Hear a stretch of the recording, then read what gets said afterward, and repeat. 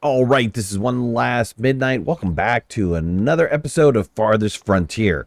So we're going to be talking about the new update that's coming out, 0.8.0, which is coming out into like an experimental branch in the next week or so, and then in full release in November. And they've added a ton of stuff.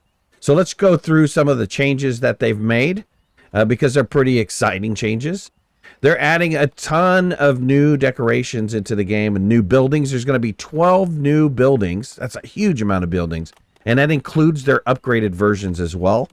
There's going to be some ornamental trees, some flower urns, park benches, all different types of decorations that you can enjoy now in your towns and your cities. And I look forward to that because the screenshots look great. Love the new additions. And they also have a festive pole. Think of it as kind of a maypole that you can now add to the center of your town or wherever in your town to make it much more enjoyable and desirable to live in. They've also added in and changed a bunch of the game guides and new tutorials to give you a little bit more information on how to do things within the game. So here's a screenshot of like the desirability changes, and then also the screenshot for the crop field changes for their new tutorials to help you understand a little bit more in depth of what is happening. There's going to be a bunch of AI improvements that are coming into 0.8. They've overhauled the builder priority so that the builders can handle jobs more intelligently. And that means there's a combination of roads, buildings, walls, and upkeep that occur at the same time. The builders will distribute themselves throughout the jobs so they can all be completed, because I've had villages completely die off because they couldn't do the maintenance in time, which is absolutely ridiculous. So that is going to be addressed.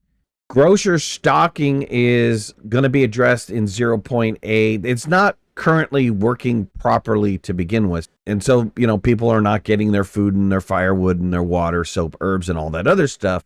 Now that is going to be resolved. And so your villagers should be able to spend less time stocking their own shelves and more time performing the tasks that they're supposed to be doing.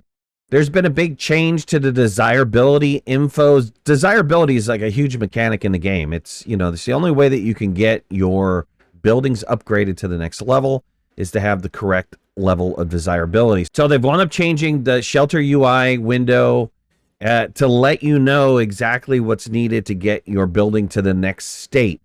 So in this screenshot, we're looking at a large house, and you can see what things it needs for desirability that you need to achieve in order to get it to that large house state.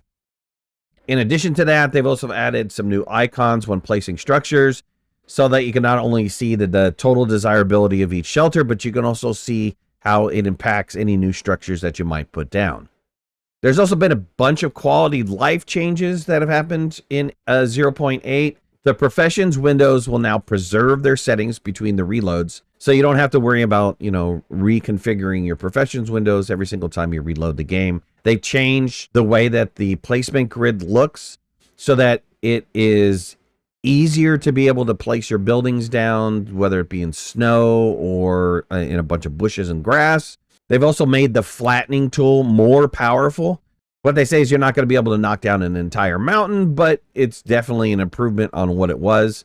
Barns will now automatically generate milk by default, so that toggle has been removed. So in addition, cows are able to graze on fields. Now, they were able to graze on fields before if you had a crop on there, but they're going to be able to graze on clover.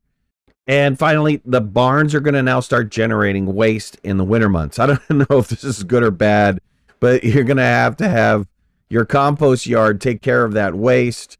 That's always a challenge, too, to have enough compost yards down to be able to collect all that waste. But barns are now getting waste to them as well. The builder's cap has been removed from 100. So send your laborers forth and put as many laborers on there as you want. Condemned buildings will now be salvageable and relocatable.